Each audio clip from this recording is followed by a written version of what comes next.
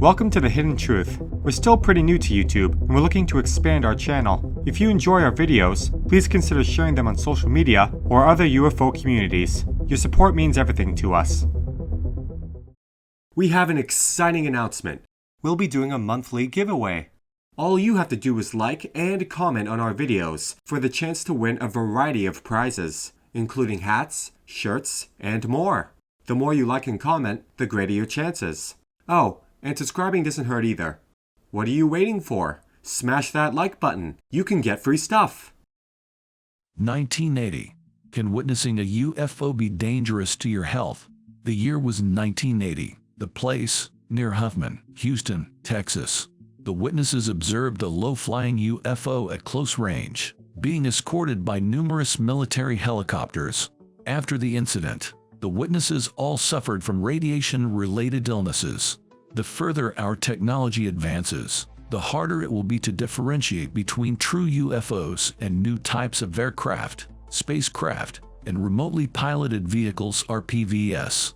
On December 29, 1980, at about 9 p.m., the witnesses, Betty Cash, her friend Vicki Landrum, and her 7-year-old grandson Colby, were driving toward Dayton, Texas, when a fiery object was seen high in the sky, which quickly descended to treetop level, above the road, and hovered in front of them, no more than about 135 feet away. Flames were shooting down from the object. The witnesses stopped the car, got out, and watched, although they were all very frightened, particularly Colby, who pleaded with the others to get back inside the car. This they did, though Betty Cash spent more time outside than the others.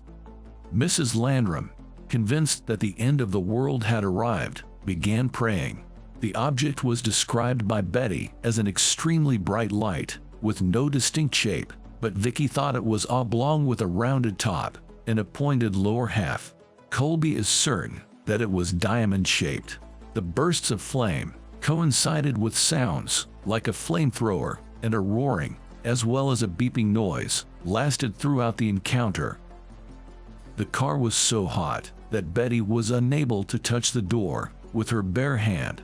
The witnesses followed the object in the car and noticed that about 23 twin-rotor helicopters, later identified as Chinooks, appeared to be escorting the fiery object, but never getting closer than about 3/4 of a mile. After stopping 3 more times to watch the spectacle, Betty drove the others home and arrived at her own house at 9:50 p.m. Then horrific physical symptoms became apparent.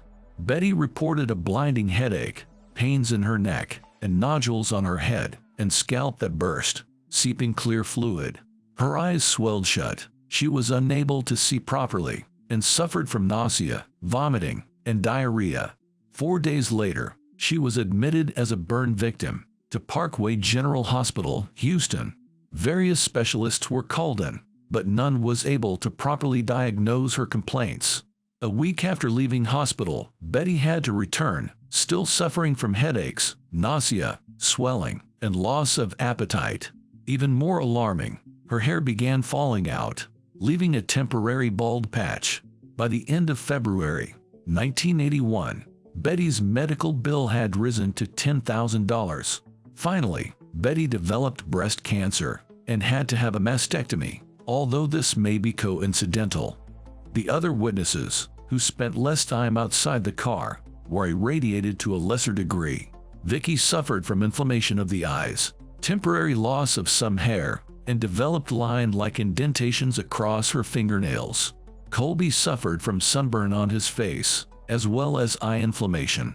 There is no question that the 3 witnesses were subjected to varying degrees of radiation, emitting from a vehicle of unknown origin. But whose was it? There are rumors, from normally reliable sources, that the device was either a nuclear-powered experimental space shuttle or lighting device that had got into difficulties. The device, apparently, has an auxiliary conventional rocket propulsion unit.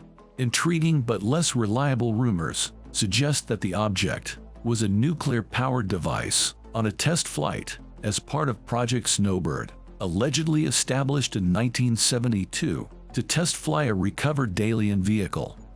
Betty Cash and Vicki Landrum are in no doubt that the craft was American and sued the U.S. government for $20 million in damages.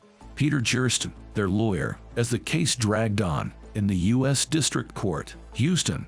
In August 1986, the case was dismissed on the grounds that no such object was owned, operated, or in the inventory of either the Air Force, the Army, the Navy, or NASA. Experts from each were represented in court. But as the principal investigator of the case, John Schuessler, emphasizes, hardly any attention was paid to the evidence. Regarding the 23 helicopters, there were additional witnesses. Judge Ross Sterling considered the expert testimony to be sufficient reason to dismiss the case. He says, that means he will not meet Betty Cash, Vicki, and Colby Landrum, and he will not hear the evidence they wanted their attorneys to present. Resources above top secret. Timothy Good, 1988. My take. This is disgraceful behavior by the U.S. government. They should have done something to help these innocent people who they put in danger. I guess they couldn't do anything without opening up a can of worms. Maybe they should have contributed a large anonymous donation. They would have had to have a conscience for that though. 1982. Our Close Encounters of the Third Kind, a reality. During a talk given to the Tulsa, Oklahoma Astronomy Club in 1982, former Air Force intelligence officer Steve Lewis revealed that the 12 years he spent investigating UFOs for the military, both in the U.S. and abroad, convinced him that intelligent, extraterrestrial beings are visiting Earth. Apologizing for being unable to be more specific, owing to strict orders from the Air Force not to divulge specific details about his UFO research from 1965 to 1977, including a period with Project Blue Book, Lewis stated that only a fraction of information accumulated by the military has been released. He admitted that, although the majority of sightings have a mundane explanation, the bona fide reports are often associated with a common feature of very bright, blinding lights.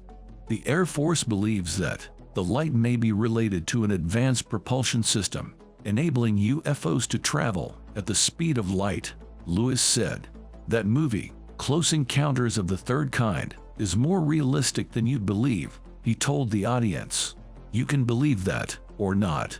Pressed to reveal what had convinced him that UFOs are extraterrestrial spacecraft, rather than top-secret military devices, Lewis commented, the records, the information I saw, while in my job, no longer rule out what the possibilities might be. Resources above top secret. Timothy Good, 1988. My take. There you have it.